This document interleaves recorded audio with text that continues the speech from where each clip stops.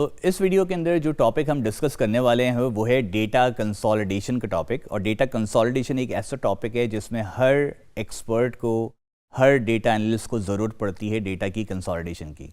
होता क्या है, आपके पास डिफरेंट जगहों से डेटा रिसीव होता है और आपको एक सिंगल फाइल में या तो उसको समराइज़ करना होता है या फिर उसको अपेंड करना होता है। ठीक है, आज जो हम यहाँ पर चीज़ सीख रहे हैं वो है कंसोलिडेशन का प्रोसेस, जो कि समराइजेशन की तरफ हमें लेके जाएगा। तो आइए स्क्रीन पे चलते हैं और इस मेथड को सीखने की कोशिश करते हैं।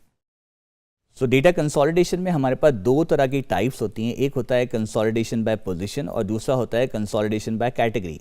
ये जो एग्जांपल हम कर रहे हैं, this is consolidation by position. हमारे पास यहाँ पर एक शीट है जिसमें हमें जो है वो डेटा को कंसोलिडेट करना है। ये वो शीट है जो कि हमने अपने हर एम्प्लॉय को भेज दी थी। एक टेम्पलेट भेजा हमने जिनको उनको फिल करके भेजना था और हमारे पास डेटा फिल होके आ चुका है। इसमें अच्छी बात यह है कि हर डेटा पोजीशन वाइज सेट है अपनी जगह पर। इसका मतलब अगर ये हमारा फर्स्ट प्रोडक्ट जैन का B3 पर है तो हर शीट में हमारे पास इसका डेटा B3 में मौजूद है। तो पोजीशन सबकी सेम है, जिसको कंसोलिडेट करना काफ़ी आसान हो गया। अब हम यहाँ पर जो टेक्निक यूज़ करते हैं वो है 3D रेफरेंस की टेक्निक। इसको हम 3D फॉर्मूला भी कहते हैं। Very simple method. Equals to sum हमने जो है वो यूज़ किया, बेसिक सम। और सबसे पहले हम क्या करते हैं, स्टोर 1 पर जाकर B3 को क्लिक कर देते हैं जैसे हमें सम करना है। देन सेकंड स्टेप जो हमारे पास है वो है, हमने शिफ्ट का बटन होल्ड करके रखा है और हमारी लास्ट जो भी शीट है, चाहे 5 शीट हैं, 500 शीटें हैं, आप लास्ट शीट को क्लिक कर दोगे। अब देखिए फॉर्मूला हमारा क्या कहता है, सम कर दो स्टोर 1 से स्टोर 5 तक का B3। और हमने जैसे ही एंटर किया आपके पास जो है वो 71 यहाँ पर आ गया, जो कि स्टोर 1 से स्टोर 5 तक के B3 का सम है। अब हमें सिंपल सा क्या करना है, यहाँ पर इसको ड्रैग आउट करना है और ये हमारा प्रोसेस कंप्लीट हो जाएगा। ड्रैग करने का शॉर्टकट भी आपको बता रहा हूँ मैं।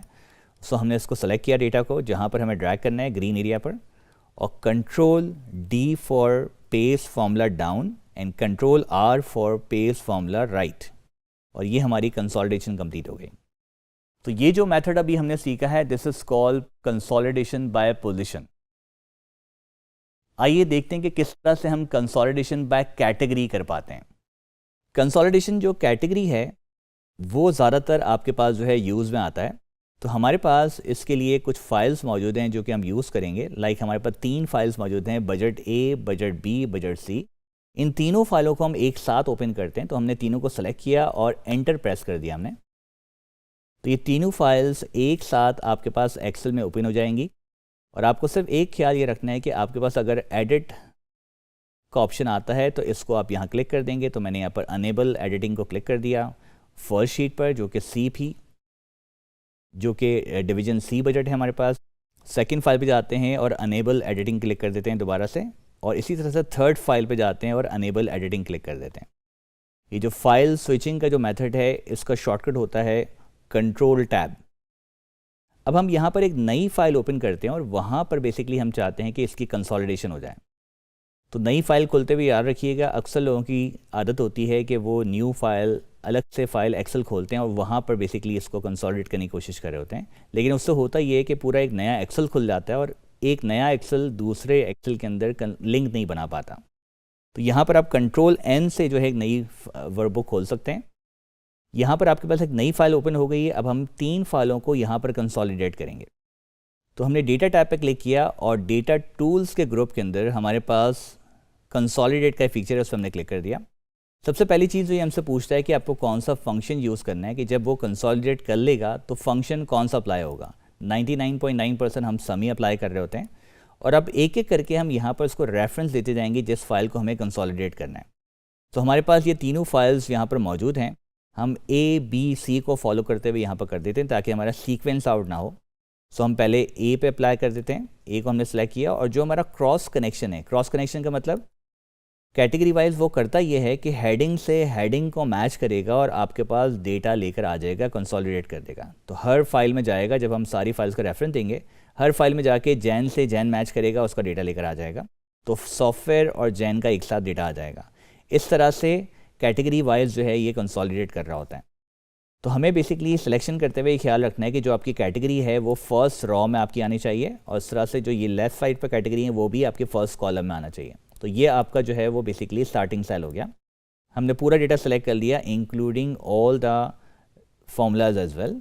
और इसको हम कर देते हैं ऐड। सो हमारे पास एक छोटा सा बग आता है, समटाइम्स किसी सॉफ्टवेयर में है, पुराने वर्जन्स में, अगर आप में से कोई पुराना वर्जन यूज़ करता है तो नॉर्मली होता ये कि जब आप दूसरी फाइल सेलेक्ट करते हैं तो एक्सेल के पास ये कैपेबिलिटी है कि इस रेफरेंस को वो चेंज कर देता है, लेकिन यहाँ पर ये नहीं कर पाता। तो हमें सिर्फ यहाँ पर बैक स्पेस जो है वो एक बार प्रेस करना है ताकि ये रेफरेंस हट जाए। अब हम दूसरी फाइल की तरफ चलते हैं विच इज़ बी, और हमने यहाँ पर दूसरा डेटा भी सिलेक्ट कर लिया क्रॉस सनेशन से और हमने ऐड कर दिया। इसी तरह से हमने बैक स्पेस किया और हम तीसरी फाइल की तरफ चल जाते हैं सी, और हम यहाँ पर तीसरा डेटा भी सिलेक्ट कर लेते हैं। जैसे हमने सेलेक्ट कर लिया है, ये हमारी सिलेक्शन कंप्लीट हो गई है। अब जैसे हम ओके करेंगे ये कंसोलिडेट तो कर देगा, लेकिन लेबल्स नहीं आएंगे। लेबल्स कौन से? जनवरी, फरवरी, मार्च वाले, और ये लेफ्ट साइड वाले लेबल्स। तो हम चाहते हैं दोनों लेबल्स आए, तो टॉप रॉ के लेबल्स भी आ जाएं और लेफ्ट कॉलम के लेबल्स भी आ जाएं, और साथ साथ हम चाहते हैं कि ऑटोमेटिकली लिंक्स भी बन जाएं। तो हमने इस पर लिंक भी क्लिक कर दिया ताकि जो हमारी फाइल्स हम यहाँ पर कनेक्ट कर रहे हैं, अगर उन फाइल्स में कभी इन फ्यूचर चेंज होता है तो वो ऑटोमेटिकली लिंक हो रहा हो। जैसे हमने ओके किया, हमारे पास ये पूरा लिंक होके आ चुका है। अगर आप देखें तो यहाँ पर सारी फाइल्स मौजूद हैं, लेकिन यहाँ पर 1 और 2 भी आ चुका है। 1 का मतलब होता है समरी। जैसे आप 2 प्रेस करेंगे तो ये पूरा डेटा यहाँ पर आपको खोल के भी बता रहा होगा कि ये जो सॉफ्टवेयर का कलेक्शन आया है, सॉफ्टवेयर जो अवेलेबल था वो डिवीज़न ए और डिवीज़न सी में अवेलेबल था, बी में अवेलेबल नहीं था। इसी तरह से बुक्स जो थे वो ABC में थे, और सो ऑन आपके पास ये पूरा डेटा आ गया। ये जो नाम आपके पास आ रहे हैं, ये नाम वो नाम है जो आपकी फ़ाइल के नाम थे। तो आप हमेशा फ़ाइल के नाम वैसे ही रखेंगे जिस तरह से आपको चाहिए। और दोबारा अगर हम 1 क्लिक करते हैं तो हमारे पास यहाँ पर दोबारा कंसोलिडेशन हो जाती है।